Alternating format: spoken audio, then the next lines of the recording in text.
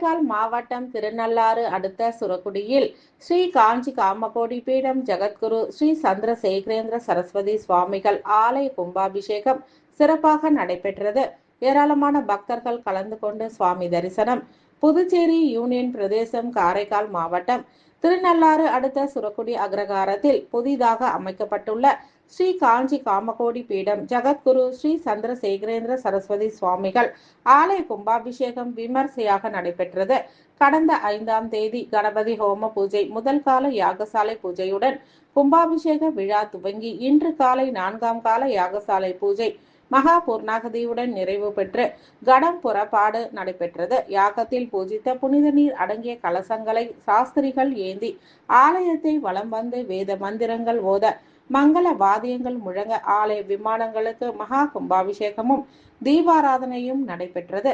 தொடர்ந்து ஸ்ரீ காஞ்சி காமகோடி பீடம் ஜகத்குரு ஸ்ரீ சந்திரசேகரேந்திர சரஸ்வதி சுவாமிகளுக்கு மகா அபிஷேகமும் மகா தீபாராதனையும் நடைபெற்றது.